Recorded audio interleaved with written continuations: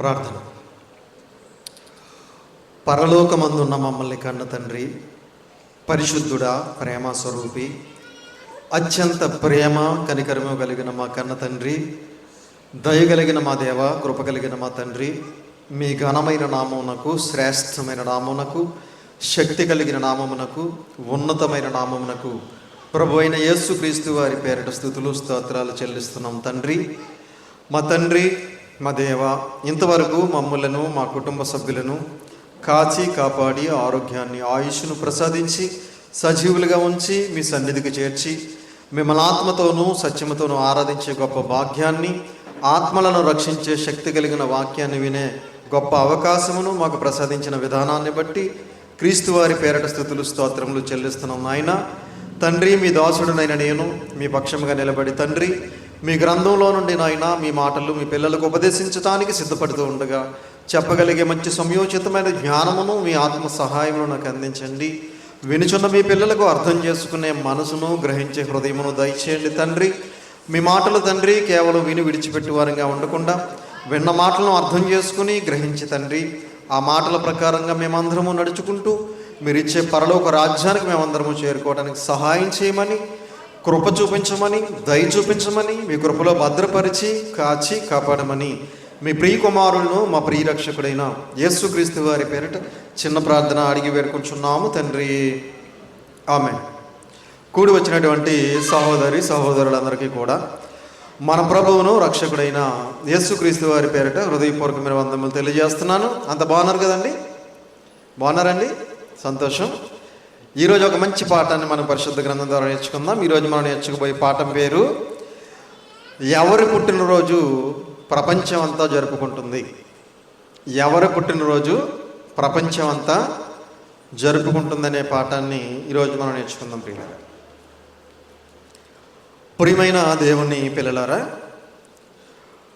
ప్రపంచవ్యాప్తంగా చాలామంది పుట్టినరోజులు జరుపుకుంటూ ఉంటారు. ఒక కుటుంబం ఉందంటే కుటుంబంలో ఎవరో ఒకరు పుట్టినరోజు జరుపుకుంటూ ఉంటారు. అలా జరుపుకున్నప్పుడు ఆ కుటుంబంలో ఉన్నటువంటి కుటుంబ సభ్యులు కానివ్వండి, బంధువులు కానివ్వండి, స్నేహితులు కానివ్వండి, వాళ్ళు చాలా సంతోషపడతారు ఆ రోజు. ఏమ్మా, పుట్టినరోజు సందర్భంగా కుటుంబ సభ్యులు సంతోషపడతారు, వారి బంధువులు సంతోషపడతారు, వారి స్నేహితులు సంతోషపడతారు. అలాగే ఒక గ్రామ సర్పంచ్ పుట్టినరోజు వచ్చిందనుకోండి, ఆ గ్రామంలో ఉన్నటువంటి కొంతమంది పెద్దలు, ఆ గ్రామంలో ఉన్నటువంటి సర్పంచ్ కుటుంబ సభ్యులు సంతోషపడుతూ ఉంటారు. అంతే కదండి? ఒక గ్రామంలో ఒక సర్పంచ్ గారి పుట్టినరోజు జరుగుతుందంటే ఆ సర్పంచ్ గారి కుటుంబ సభ్యులు, బంధువులు, స్నేహితులు, అలాగే ఆ గ్రామంలో కొంతమంది పెద్దలు, ఆ గ్రామంలో ఉన్నటువంటి కొంతమంది ఆ సర్పంచ్ గారికి సంబంధించినటువంటి వ్యక్తులు సంతోషపడుతూ ఉంటారు. ఏమంతేనా? అలాగే ఒక ఎమ్మెల్యే గారి పుట్టినరోజు వచ్చిందనుకోండి, ఆ నియోజకవర్గంలో ఉన్నటువంటి కార్యకర్తలు కానివ్వండి, ఎమ్మెల్యే గారి కుటుంబ సభ్యులు కానివ్వండి, బంధువులు కానివ్వండి, స్నేహితులు కానివ్వండి, వాళ్ళందరూ కూడా సంతోషపడుతూ ఉంటారు. అలాగే ఒక ముఖ్యమంత్రి పుట్టినరోజు వచ్చిందనుకోండి, ఎవరు సంతోషపడతారు? ఆ రాష్ట్రంలో ఉన్నటువంటి కార్యకర్తలందరూ, పార్టీకి సంబంధించిన కార్యకర్తలందరూ కూడా సంతోషిస్తారు. నిన్నే మన జగన్మోహన్ రెడ్డి గారు, మాజీ ముఖ్యమంత్రి వర్యులు, వారి పుట్టినరోజు సందర్భంగా రాష్ట్ర వ్యాప్తంగా చాలామంది కార్యకర్తలు, అభిమానులు, వారి కుటుంబ సభ్యులు, బంధువులు, స్నేహితులు అందరూ కూడా చాలా సంతోషంగా సెలబ్రేషన్ చేసుకున్నారు. అలాగే ఒక ప్రధానమంత్రి పుట్టినరోజు వచ్చిందనుకోండి, దేశవ్యాప్తంగా అతని పుట్టినరోజుని అతనికి ఉన్నటువంటి ఆ పార్టీకి సంబంధించినటువంటి అభిమానులు, కార్యకర్తలు, అలాగే వారి కుటుంబ సభ్యులు, బంధువులు, స్నేహితులు వీళ్ళందరూ కూడా దేశవ్యాప్తంగా ఆ పుట్టినరోజు వేడుకలు జరుపుకుంటారు. ఏమనంతేనా? మరి ప్రపంచవ్యాప్తంగా పుట్టినరోజు జరుపుకునే వ్యక్తి ఎవరైనా ఉన్నారా ప్రపంచంలో? ప్రపంచవ్యాప్తంగా ప్రతి సంవత్సరము కూడా పుట్టినరోజు వేడుకలు జరుపుకునే వ్యక్తి ప్రపంచంలో ఎవరైనా ఉన్నారండి? ఒకే ఒక ఆయన ఉన్నాడు. ఎవరు? యేసుక్రీస్తు వారు. ఏమండి? ప్రతి దేశంలోనూ కూడా ఆయన పుట్టినరోజు వేడుకలు జరుపుకునే ప్రజలు ప్రపంచవ్యాప్తంగా ఉన్నారు. మరి యేసుక్రీస్తు వారి పుట్టినరోజు ప్రపంచవ్యాప్తంగా జరుపుకుంటున్నారంటే అంత గొప్పవాడా ఆయన?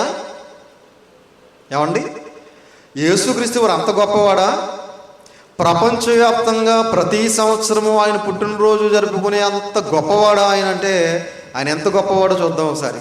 కొలసీలకు రాసిన పత్రిక 1వ అధ్యాయం. కొలసీలకు రాసిన పత్రిక 1వ అధ్యాయం. అపోస్తులైన పౌలు గారు తెలియజేస్తున్న అద్భుతమైన మాట. కొలసీలకు రాసిన పత్రిక 1వ అధ్యాయము 15వ వచనం జాగ్రత్తగా చూడండి ప్రియులారా. అందరూ తీయాలి, అందరూ చూడాలి. కొలసీలకు రాసిన పత్రిక 1వ అధ్యాయం 15. ఆయన అదృశ్య దేవుని స్వరూపి అయి సర్వ సృష్టికి ఆది సంభూతుడై ఉన్నాడు. తీసారమ్మా? కొలసీలకు రాసిన పత్రిక 1వ అధ్యాయం 15వ వచనం. ఆయన ఎవరైనా? యేసుక్రీస్తు వారు అదృశ్య దేవుని స్వరూపి. అదృశ్య దేవుని స్వరూపి అంటే కంటికి కనిపించినటువంటి దేవుని స్వరూపం కలిగిన వాడిగా ఎవరున్నారు? యేసుక్రీస్తు వారు ఉన్నారు. అందుకే ఆయన అదృశ్య దేవుని స్వరూపి అయి సర్వ సృష్టికి ఆది సంభూతుడై ఉన్నాడు. సర్వ సృష్టికి ఆది సంభూతుడు ఎవరు? ఎవరు? యేసుక్రీస్తు వారు. ప్రియమైన దేవుని పిల్లలు, ఆయన సామాన్యమైన సాదాసీద వ్యక్తి కాదు. చాలామంది అనుకుంటున్నారు ఆయన ఒక వ్యక్తి అనుకుంటున్నారు. 2000 సంవత్సరాల క్రితం ఒక కన్య మరియ గర్భాన పుట్టినటువంటి ఒక వ్యక్తి అనుకుంటున్నారు. ఆయన వ్యక్తి కాదు, ఒక మహా శక్తి. ఏమండి, సర్వ సృష్టికి ఎలా ఉన్నాడట? ఆది సంభూతుడై ఉన్నాడు. సమస్తాన్ని సృష్టించిన శక్తి కలిగిన వాడైన. కలిగి ఉన్నది ఏది? ఆయన లేకుండా కలగలేదు. ప్రియమైన దేవుని పిల్లరా, సమస్త సర్వ సృష్టికి ఆది సంభూతుడై ఉన్నాడు. ఎలాగనగా ఆకాశమందున్నవియు భూమి అందున్నవియు దృశ్యమైనవి కానీ అదృశ్యమైనవి కానీ అవి సింహాసనములైనను ప్రభుత్వములైనను ప్రధానులైనను అధికారములైనను సర్వమును ఆయన యందు సృజింపబడిను. సర్వమును ఆయన ద్వారాను ఆయనను బట్టి సృజింపబడిను. ప్రియమైన దేవుని పిల్లలారా, ఆయన ద్వారా ఏమేం కలిగాయట? ఏమేమి సృజించబడ్డాయట? మళ్ళా చూడండి. ఆకాశమందున్నవి, ఆకాశమంది ఏమున్నాయి? కోటాను కోట్ల నక్షత్రాలు ఉన్నాయి. సూర్య చంద్ర నక్షత్రాలు ఉన్నాయి. ఇవన్నీ ఎవరి ద్వారా కలిగాయి అంటే యేసుక్రీస్తు వారి ద్వారా కలిగాయి. భూమి అందున్నవి, భూమి మీద ఏమున్నాయి? ఏమండి, సముద్రాలు ఉన్నాయి, ఎడారులు ఉన్నాయి, అరణ్యాలు ఉన్నాయి, పర్వతాలు ఉన్నాయి, లోయలు ఉన్నాయి, ఎన్నెన్నో ఉన్నాయి భూమి మీద. ఇవన్నీ కూడా ఎవరి ద్వారా కలిగాయి? యేసుక్రీస్తు వారి ద్వారా కలిగాయి. ఆకాశం అందున్నవి, భూమి అందున్నవి, దృశ్యమైనవి కానీ అదృశ్యమైనవి కానీ, కంటికి కనిపించేవి కానీ కంటికి కనిపించనివి కానీ. ప్రియమైన దేవుని పిల్లరా, పరలోకం మన కంటికి కనిపిస్తుందా? పాతాళ లోకం మన కంటికి కనిపిస్తుందా? కంటికి కనిపించేవి కానీ కంటికి కనిపించినవి కానీ అవి సింహాసనములైనను ప్రభుత్వములైనను ప్రధానులైనను అధికారములైనను సర్వమును ఆయన యందు సృజింపబడిను. సర్వమును, ప్రతిదీ కూడా ఆయన యందు సృజింపబడిను. ఈ విషయం ప్రపంచానికి తెలియదు ప్రియమైన దేవుని పిల్లరా. ఏమండి, ఈ విషయం ఆయన ద్వారానే సర్వము సృజించబడ్డాయనే సంగతి ప్రపంచానికి తెలియలేదు ప్రియమైన దేవుని పిల్లరా. సర్వమును ఆయన ద్వారాను ఆయనను బట్టి సృజింపబడిను. ఆయనను బట్టి సర్వము కూడా ఆయన ద్వారాను సృజింపబడిను. ప్రియమైన దేవుని పిల్లరా, ఎవరు పుట్టినరోజైనా ఒక్కరోజే చేసుకుంటారు. ఏమండి, అంతేనా? కానీ యేసుక్రీస్తు వారి పుట్టినరోజు డిసెంబర్ నెలంతా చేసుకుంటారు. ఏమండి, డిసెంబర్ నెల వచ్చిందనేసరికి డిసెంబర్ 1వ తారీఖున మొదలు పెడతారు. జనవరి 1వ తారీఖు వరకు ఆయన పుట్టినరోజులు చేస్తూనే ఉంటారు ప్రపంచవ్యాప్తంగా. ఏమండి ప్రియమైన దేవుని పిల్లలారా, ఎందుకయ్యా అంటే ఆయన ద్వారానే సర్వము సమస్తము సర్వ మానవాళి కోసం సృష్టించబడింది. ఆయన ఒక మహా శక్తిమంతుడు, ఆయన సర్వశక్తి కలిగిన వాడు యేసుక్రీస్తు ప్రభులు వారు. సమస్తము కూడా ఆయన ద్వారా ఆయన మూలముగాను కలిగిందని చెప్పి దేవుని వాక్యం సెలవిస్తుంది. ఆయన దేవునితో సమానంగా ఉన్నటువంటి వ్యక్తి అయిన పరలోకంలో. అలాంటి వ్యక్తి సర్వ మానవాళి పాప పరిహార్థమై 2000 సంవత్సరాల క్రితం మానవుడిగా భూమి మీద జన్మించాడు. ప్రియులారా, ఆయన జన్మించినప్పుడు ఎవరెవరు సంతోషించారు అనేది ఒకసారి మన బైబిల్ గ్రంథంలోకి వెళ్ళి చూడగలిగితే, లూకా గారు రాసిన సువార్త 1వ అధ్యాయం, యేసుక్రీస్తు ప్రభులు వారు జన్మించినప్పుడు ఎవరెవరు సంతోషించారు అనేది మనం ఒకసారి బైబిల్ గ్రంథంలోకి వెళ్ళి చూడగలిగితే, లూకా గారు రాసిన సువార్త 1వ అధ్యాయం, లూకా గారు రాసిన సువార్త 1వ అధ్యాయం 39వ వచనం నుంచి జాగ్రత్తగా చూడండి పిల్లారా. లూకా గారు రాసిన సువార్త 1వ అధ్యాయం 39 నుంచి, ఆ దినములయందు మరియ లేచి యోధా ప్రదేశములోని కొండసీమలోనున్న ఒక ఊరికి త్వరగా వెళ్ళి జకర్యా ఇంటిలో ప్రవేశించి ఎలిజబెతుకు వందనము చేసెను. ఎవరో? మరియమ్మ గారు. ఎక్కడికి వెళ్ళింది?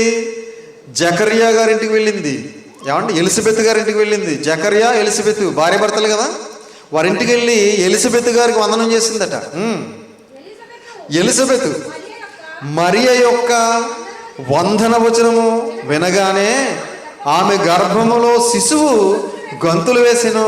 ఎప్పుడైతే మరియమ్మ గారు ఎలిజబెత్ గారికి వందనం చేశారో, వందన వచనం వినగానే ఎలిజబెత్ గారి గర్భంలో ఉన్నటువంటి శిశువు ఏం చేశాడట? గంతులు వేశాడట. అంతటా ఎలిజబెత్ పరిశుద్ధాత్మతో నిండుకొనినదై బిగ్గరగా ఇట్లనెను. ఎలిజబెత్ పరిశుద్ధాత్మతో నిండుకొనినదై బిగ్గరగా అంటే చాలా గట్టిగా మాట్లాడుతుందంట. ఏం మాట్లాడుతుంది చూడండి. స్త్రీలలో నీవు ఆశీర్వదించబడిన దానవు. ఎవరు? మరియమ్మ గారు.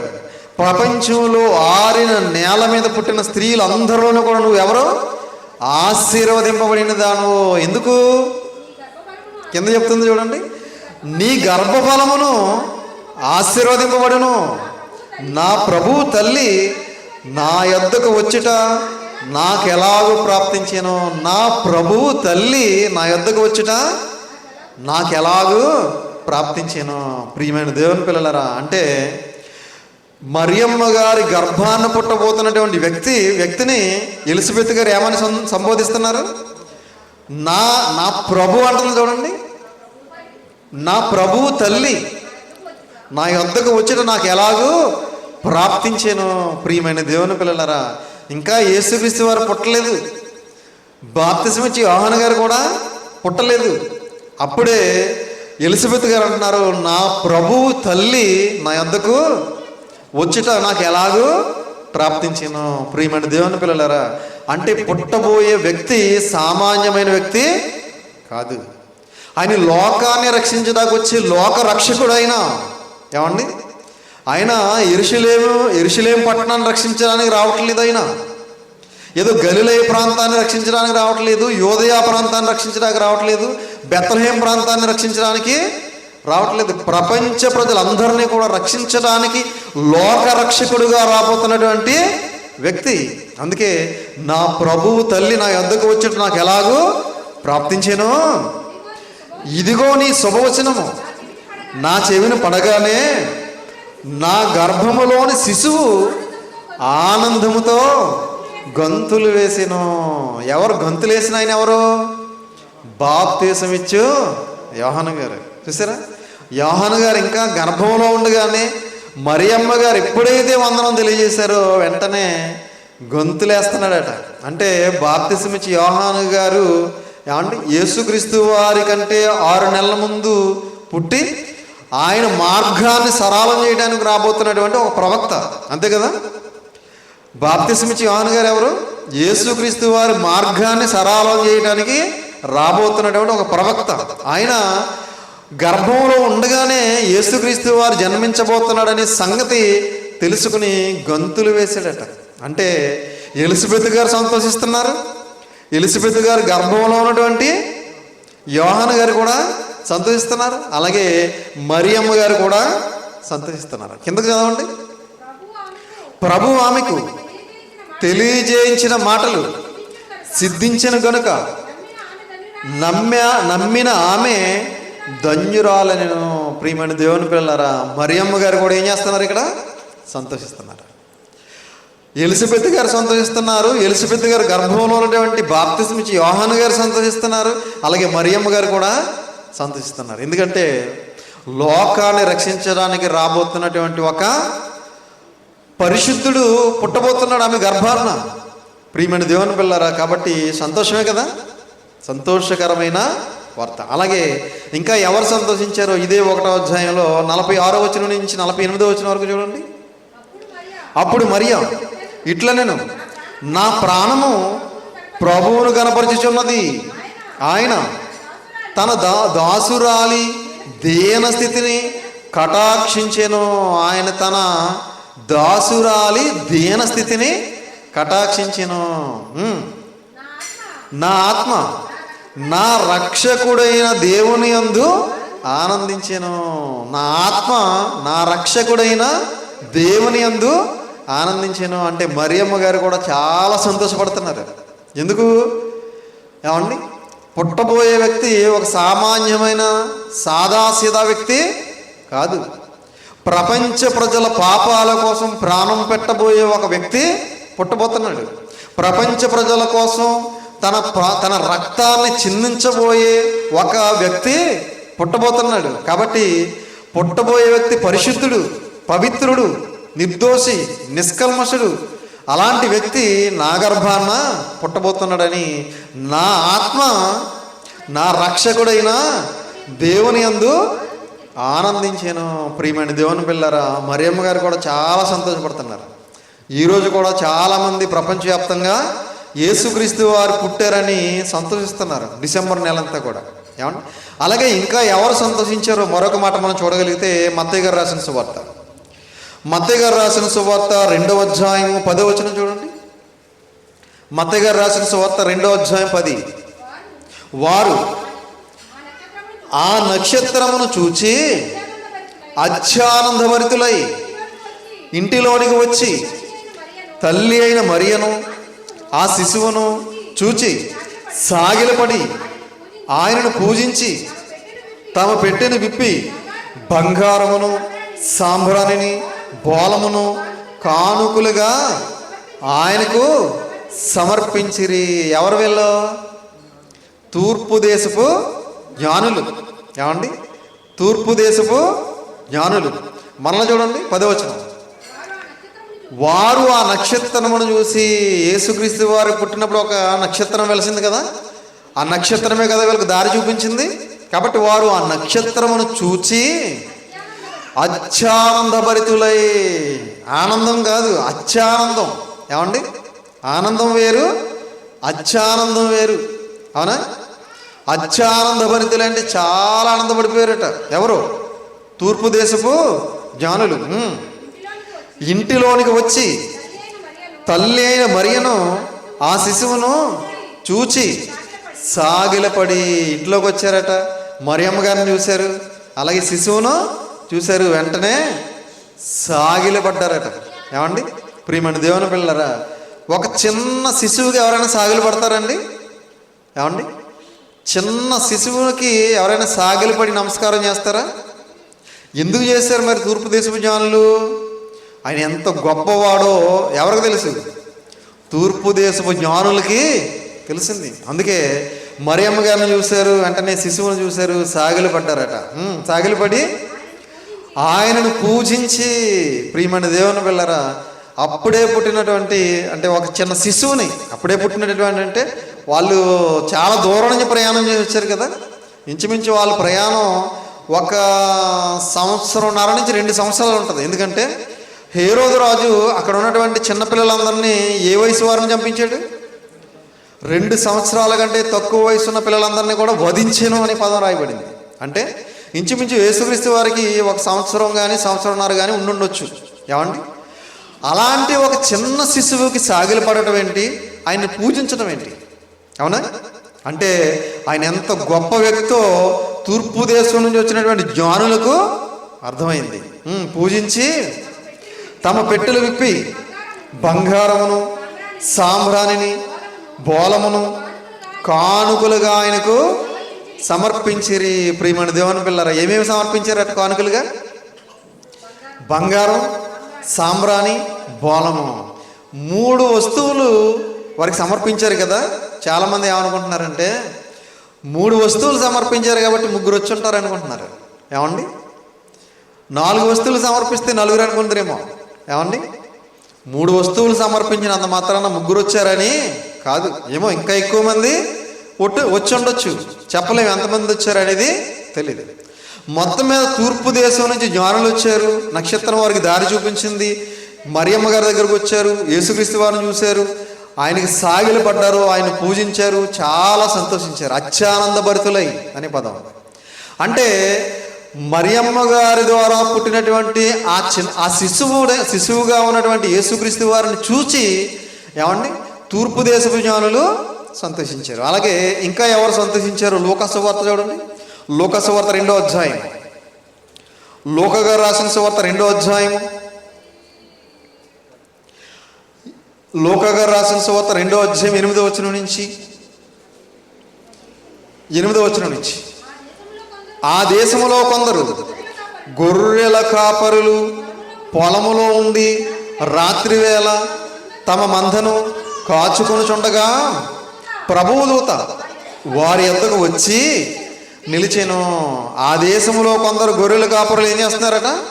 పొలములో ఉండి రాత్రివేళ తమ మందను కాచుకొనుచుండగా. కొంతమంది గొర్రెల కాపరులు ఏం చేస్తున్నారు? మందను కాచుకుంటున్నారు రాత్రివేళ. ప్రభువు దూత వారి యొద్దకు వచ్చి నిలిచెను.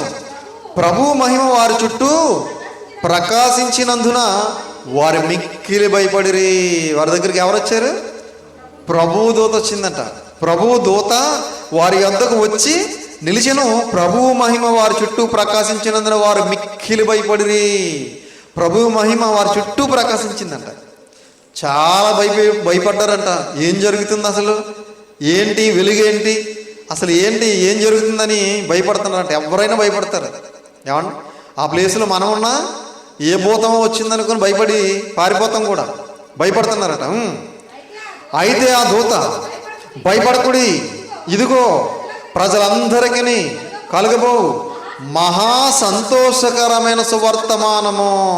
అయితే ఆ దూత ఏమంటుంది? భయపడకుడి, ఇదిగో ప్రజలందరికీ కలుగబోవు మహా సంతోషకరమైన సువర్తమానము. ప్రియమైన దేవుని పిల్లలారా, భయపడకండి అన్నది. భయపడకండి, ప్రజలందరికీ. ఏమండి, ప్రజలలో కొందరికి కాదు, ఇశ్రాయేలీలకు కాదు, యూదులకి కాదు, ప్రజలందరికీ కలగబోవు మహా సంతోషకరమైన సువార్తమానము. ఏంటా సువార్తమానం? ప్రజలందరికీ సంతోషమా ఈ సువార్తమానం? అవును, ప్రజలందరికీ సంతోషకరమైన సువార్తమానం ఇది. ఏంటది చూడండి, చెబుతుంది. దావీదు పట్టణమందు నేడు రక్షకుడు మీ కొరకు పుట్టి ఉన్నాడు. దావీదు పట్టణమందు రక్షకుడు మీ కొరకు పుట్టి ఉన్నాడు. ప్రియమైన దేవుని పిల్లలారా, దావీదు పట్టణంలో ఎవరు పుట్టారు? రక్షకుడు. ఎవరిని రక్షించడానికి వచ్చాడు ఈ రక్షకుడు? ఏమండి, దావీదు పట్టణాన్ని కాదు, యెరూషలేము పట్టణాన్ని కాదు. ఏమండి, ప్రపంచాన్ని రక్షించడానికి వచ్చినటువంటి రక్షకుడు పుట్టాడు. ప్రియమైన దేవుని పిల్లలారా, లోకాన్ని రక్షించడానికి వచ్చాడు. ఎందుకంటే లోకమంతా ఎక్కడుంది? పాపం అనే బానిసత్వంలో ఉంది. పాపం అనే ఊబిలో కూరుకుపోయింది. అందరూ పాపానికి దోషులైపోయి ఉన్నారు. పరిశుద్ధత లేకుండా ఉన్నారు, పవిత్రత లేకుండా ఉన్నారు. కాబట్టి వీళ్ళందరి పాపాలకు ప్రక్షాళనగా తన ప్రాణాన్ని, తన రక్తాన్ని చిందించడానికి ఇదిగో ఒక రక్షకుడు పుట్టాడు. ఆయన ఎక్కడ పుట్టాడు? దావీదు పట్టణమందు పుట్టాడు. ఈయన ప్రభువైన క్రీస్తు. ఆయన ఎవరో తెలుసా? ప్రభువైన క్రీస్తు. ప్రియమైన దేవుని పిల్లరా, ప్రపంచ ప్రజలందరి పాపాల కోసం ప్రాణం పెట్టిన దేవుడు ఎవరైనా ఉన్నారండి ప్రపంచంలో ప్రపంచ ప్రజలందరి పాపాల కోసం తన పవిత్రమైన, పరిశుద్ధమైన, ప్రశస్తమైన, అమూల్యమైన రక్తాన్ని ధారపోసినటువంటి వ్యక్తి దేవుడుగా ఎవరైనా ఉన్నారా ప్రపంచంలో? యేసుక్రీస్తు తప్ప ఎవరు కనబడరు మనకి ప్రపంచంలో ఇండియాలో కాదు. ఏమండి ప్రియమైన దేవుని పిల్లరా, ఆయన ప్రభు అయిన క్రీస్తు. దానికి ఇదే మీకు ఆనవాలు. ఒక శిశువు పొత్తిగుడ్డలతో చుట్టబడి ఒక తొట్టెలో పండుకొని ఉండుట మీరు చూచెదరని వారితో చెప్పాను. ఆయన ఎక్కడుంటాడు? ఆయన ఎక్కడుంటాడని చెబుతుంది చూడండి. ఒక శిశువు పొత్తిగుడ్డలతో చుట్టబడి ఒక తొట్టెలో పండుకొని ఉండుట మీరు చూచెదరని వారితో చెప్పాను. ప్రియమైన దేవుని పిల్లలారా, పొత్తిగుడ్డలతో చుట్టబడి ఒక తొట్టెలో పండుకొని ఉంటాడు, అదే మీకు ఆనవాలు అని చెప్పింది.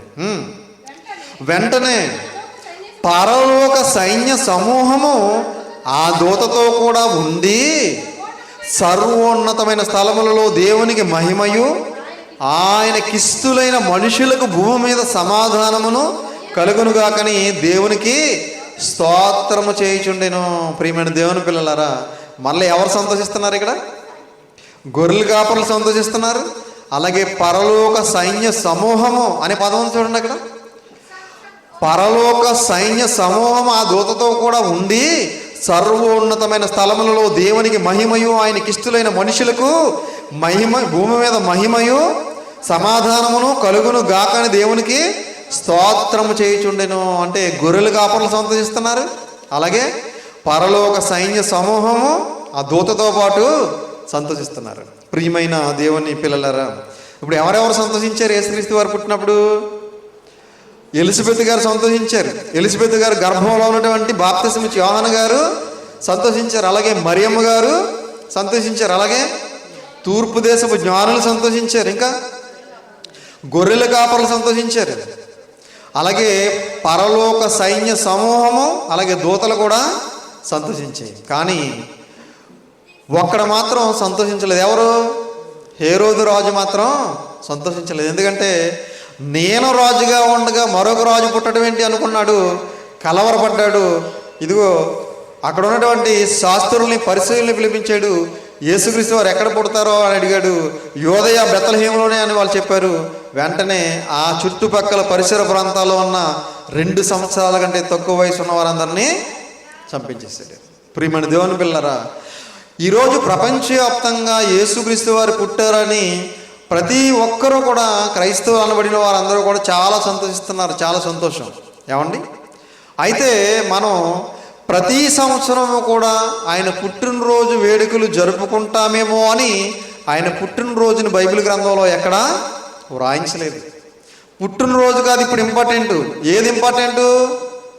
ఏమండి? ఇప్పుడు ఇంపార్టెంట్ ఏది?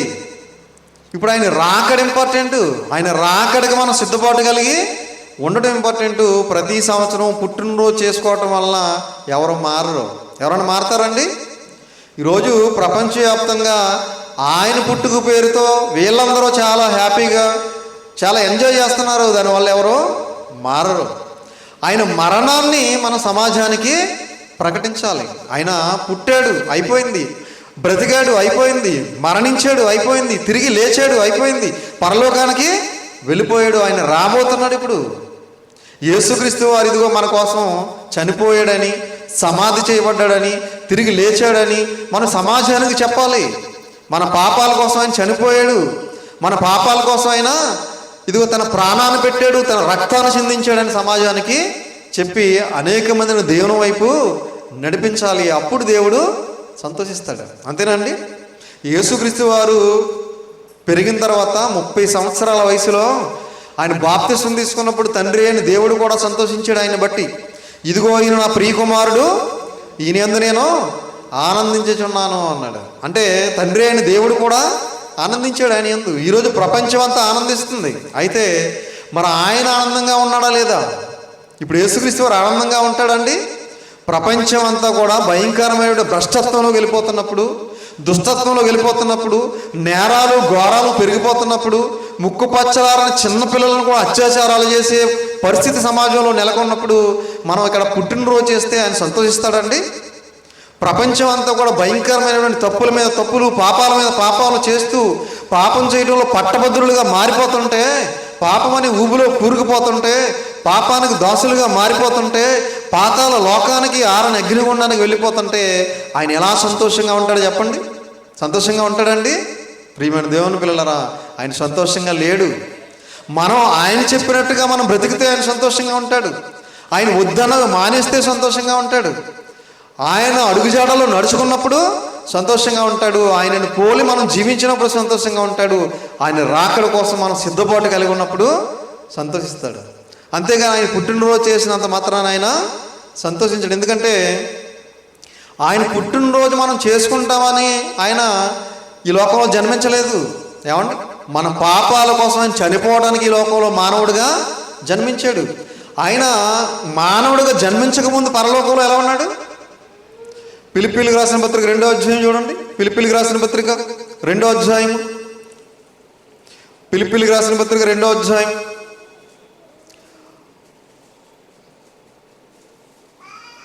6వ వచనం చూడండి, 5వ వచనం. క్రీస్తు యేసునకు కలిగిన ఈ మనసు మీరును కలిగి ఉండుడి. ఆయన దేవుని స్వరూపము కలిగిన వాడయ్యుండి. ఎవరి స్వరూపమైంది? దేవుని స్వరూపమైంది. ఇందాక చదువుకున్నాం మనం, ఆయన అదృశ్య దేవుని స్వరూపం అయ్యుండి అని కొలసీ పత్రిక 1వ అధ్యాయంలో చదువుకున్నాం కదా. ఆయన దేవుని స్వరూపము కలిగిన వాడై ఉండి దేవునితో సమానముగా ఉండుట విడిచిపెట్టకూడని భాగ్యమని ఎంచుకోలేదు. కానీ దేవునితో సమానంగా ఉండటం విడిచిపెట్టేయాలని అనుకోలేదంట ఆయన. కానీ విడిచిపెట్టాడు. ఎవరి కోసం? ఎవరి కోసం? నీ కోసం, నా కోసం, మన కోసం. ఏమండి? విడిచిపెట్టకూడని భాగ్యమని ఎంచుకోనలేదు. కానీ మనుష్యుల పోలికగా పుట్టి దేవుడై ఉండి ఆయన దేవునితో సమానంగా ఉండి ఎవరి పోలికగా పుట్టాడు? ఏమండి? మనిషి పోలికగా పుట్టాడట. ప్రియమైన దేవుని పిల్లరా, ఒక కోటీశ్వరుడు, ఏమండి, కోట్లకు పడగలెత్తిన కోటీశ్వరుడు ఒక పెద్ద బంగ్లాలో బ్రతికిన వాడు ఊరు చివరన పాకలో ఉండమంటే ఉంటాడండి? ఉంటాడా? పూరు గుడిసెలో ఉండమంటే ఉంటాడా? ఉండడు. ఎందుకు? బంగ్లాలో ఉన్నవాడు పూరు గుడిసెలో ఎందుకు ఉండడానికి ఇష్టపడతాడు? ఇష్టపడ్డు. పూరు గుడిసెలో ఉన్నవాడు బంగ్లాలో ఉండమంటే ఇష్టపడతాడు. ఏమండి? దేవునితో సమానంగా ఉన్న ఆయన మానవుడిగా జన్మించడానికి కూడా ఇష్టపడ్డాడంట. ఆయన ఎవరి కోసం? మానవాళిని రక్షించడం కోసం. దాసుని స్వరూపం, మనిషిగా పుట్టి మళ్ళీ ఎవరి స్వరూపం? దాసుని స్వరూపం. ప్రియమైన దేవుని పిల్లరా, దేవునితో సమానంగా ఉన్న ఆయన మనిషిగా పుట్టడమే కాదు, మళ్ళా మనుషుల్లో ఎవరి స్వరూపం? దాసుని స్వరూపం ధరించుకుని తను తానే రిక్తునిగా చేసుకుని తను తానే బాగా తగ్గించేసుకున్నాడట. ప్రియమైన దేవుని పిల్లరా, యేసుక్రీస్తు వారు ఎంత తగ్గించుకున్నాడో తెలుసండి? మన కోసం ఏమంటే ముఖం మీద ఉమ్మేయించుకున్నంతగా తగ్గించుకున్నాడండి. పిడిగుద్దులు తిన్నంతగా తగ్గించుకున్నాడు. చెంపదెబ్బలు తిన్నంతగా తగ్గించుకున్నాడండి. ఏమండి? మన కోసం శరీరం అంతా కూడా కొరడా దెబ్బలు కొట్టించుకునేంతగా తగ్గించుకున్నాడండి. కాళ్ళల్లో చేతులలో మేకులు వేయించుకునేంతగా తగ్గించుకున్నాడండి. ప్రియమైన దేవుని పిల్లరా, ఎవరైనా తగ్గించుకోగలరండి ఇలాగా ప్రపంచంలో? ఏమండి? దేవునితో సమానంగా ఉన్న ఆయన మానవుడిగా జన్మించడమే కాదు, మానవుల్లో మళ్ళా దాసుని స్వరూపం ధరించుకున్నాడు. దాసుల్లో మళ్ళా తను తానే రిక్తునిగా చేసుకున్నాడు. ఇదిగో మనందరి కోసం ఎన్నో అవమానాలు భరించాడు, ఎన్నో పిడిగుద్దులు తిన్నాడు, చెంపదెబ్బలు తిన్నాడు, ఉమ్ములు వేయించుకున్నాడు, ఎన్నో అపహాస్యపు మాటలు అనిపించుకున్నాడు. చివరికి తన శరీరం అంతా మరి ఇదిగో ఒక నాగలితో నేలను దున్నినప్పుడు ఎలాగైపోతుందో ఆయన శరీరం అంతా కూడా చిందరవందరంగా అయిపోయింది. తన చివరి రక్తపు బొట్టు వరకు మన కోసం ధారబోసాడు. ప్రియమైన దేవుని పిల్లారా, ప్రపంచంలో ఎవరు చేయగలరు ఇలాంటి త్యాగం? చెప్పండి ఒకసారి. ఎవరైనా చేయగలరండి? ప్రపంచంలో ఎవరో ఇలాంటి త్యాగం చేయలేరండి. అలాంటి త్యాగానికి సిద్ధపడ్డాడు ఆయన. ఆయన త్యాగాన్ని మన సమాజానికి చెప్పాలి తప్ప ఆయన పుట్టినరోజు కాదు. ఆయన పుట్టినరోజు చెప్పామనుకో వచ్చి తినేసి వెళ్ళిపోతాడు ఎవడైనా. ఏమండి? ఎవడ మారడు, ఎవడికి మారు మనసు అదే ఆయన సిలువ త్యాగాన్ని నువ్వు సమాజానికి చెప్తే, నా కోసం, నా పాపాల కోసం ఇదిగో యేసుక్రీస్తు వారు ఇంత ఘోరాతి ఘోరంగా సిలువలో మరణించాడా, తన రక్తాన్ని దారబోసాడా, నా పాపాల కోసం ఈయన బలయ్యాడా అని ఒక పాపి మారే అవకాశం ఉంటుందో ప్రియమైన దేవుని పిల్లలు. కాబట్టి ఆయన మరణాన్ని ప్రకటించాలి మనం. అందుకే మీరు సర్వలోకానికి వెళ్ళి సర్వ సృష్టికి సువార్తను ప్రకటించమన్నాడు. సువార్త అంటే ఆయన మరణ సమాధి పునరుత్థానమే సువార్త. మీ అందరికీ తెలుసు, కొరింథీయులకు రాసిన మొదటి పత్రిక 15వ అధ్యాయంలో 1వ వచనం నుంచి 4వ వచనం వరకు, లేఖనముల ప్రకారం ఆయన చనిపోయిను, సమాధి చేయబడిను, తిరిగి లేఖనముల ప్రకారము తిరిగి లేచిన అని రాయబడింది అక్కడ. కాబట్టి ప్రియమైన దేవుని పిల్లలారా, ఆయన మరణాన్ని, ఆయన సిలువ త్యాగాన్ని మనకు సమాధానం చెప్పాలి తప్ప ఆయన పుట్టినరోజు కాదు. ప్రియమైన దేవుని పిల్లలారా, ఆయన మరణం గురించి ఎప్పుడైతే మనం ప్రకటిస్తామో ఆలోచిస్తారు కొంతమంది. ఆలోచించి ఆయన ఎంత గొప్పవాడో తెలుసుకుంటారు, ఆయన ఎంత గొప్ప త్యాగం చేశాడో తెలుసుకుంటారు. అనేక మంది మారు మనసు పొందుతారు, అనేక మంది ఆయన మార్గంలోనికి వస్తారు. ఆయన రాకడ కోసం వాళ్ళు కూడా ఎదురు చూస్తారు. ఆయన ఇచ్చే నిత్యరాజ్యానికి, ఆయన ద్వారా పరలోకానికి చేరుకుంటారు. కాబట్టి ప్రియమైన దేవుని పిల్లరా, మనమందరము కూడా ఆయన పుట్టాడని సంతోషించడం కంటే ఆయన వస్తాడని, ఆయన రాకడ కోసం మనం సిద్ధపాటు కలిగి ఉండటం మంచిది. ఆయన సిలువ త్యాగాన్ని అనేక మందికి ప్రకటించడం మంచిది. అనేక మందిని దేవుని వైపు నడిపించడం మన జీవితానికి చాలా మంచిది. ఎందుకంటే మనం అందరము కూడా ఈ లోకంలో ఆయన పని చేయడానికి పుట్టాం. మనందరం కూడా ఆయన సిలువ త్యాగాన్ని, దేవుని గొప్పతనాన్ని సమాజానికి చాటి చెప్పాలి. మనమే చెప్పకపోతే ఇంకెవరు చెప్తారండి? ఆయన సిలువ త్యాగాన్ని, దేవుని సంకల్పాన్ని సమాజానికి చెప్పకపోతే ఎవరు చెప్తారు? మరి క్రైస్తవులమైన మనం, క్రీస్తు రక్తంతో కడగబడిన మనం, క్రీస్తు రాజ్యంలో సభ్యులుగా చేర్చబడిన మనం, క్రీస్తు అడుగుజాడల్లో నడుచుకుంటున్న మనం, క్రీస్తు సిలువ త్యాగాన్ని మనం చెప్పాలి. ఎందుకంటే ఆదివారం ఏం తీసుకుంటున్నాం మనం? ఆయన శరీరానికి గుర్తుగా రొట్టెని తీసుకుంటున్నాం, ఆయన రక్తానికి గుర్తుగా ద్రాక్షరసం తీసుకుంటున్నాం. ఆయన వచ్చే వరకు మనం ఏం చేయాలని ఉంది అక్కడ? ఆయన మరణమును ప్రచురించుదురు. ఆయన వచ్చు పర్యంతం వరకు ఆయన మరణమును ప్రచురించుదురు. కాబట్టి ఆయన మరణాన్ని ప్రచురించాలి తప్ప ఆయన పుట్టినరోజుని కాదు ప్రియమైన దేవుని పిల్లలు. కాబట్టి మన బంధువుల్లో, స్నేహితుల్లో, మన చుట్టుపక్కల ఉన్నవారు, మన గ్రామంలో ఉన్నవారు ఇంకా ఎంతోమంది రక్షణ లేకుండా ఉన్నారు. ఎంతోమంది బాప్తిసం తీసుకోకుండా ఉన్నారు. ఎంతోమంది నాశనానికి వెళ్ళిపోవటానికి జోగుతున్న వారు ఉన్నారు. అలాంటి వారికి మన వాక్యాన్ని తెలియజేసి వారిని కూడా రక్షణ వైపు నడిపించాల్సిన బాధ్యత మనందరి మీద ఉంది ప్రియమైన దేవుని పిల్లరా. కాబట్టి ప్రతి ఒక్కరు కూడా ఆయన సిలువ త్యాగాన్ని, ఆయన గొప్పతనాన్ని మీరు సమాజానికి చాటి చెప్పి అనేక మందిని దేవుని వైపు నడిపించాలని ప్రేమపూర్వకంగా తెలియజేస్తూ ఈ మాటలు ముగిస్తున్నాను. అందరికీ వందనాలు.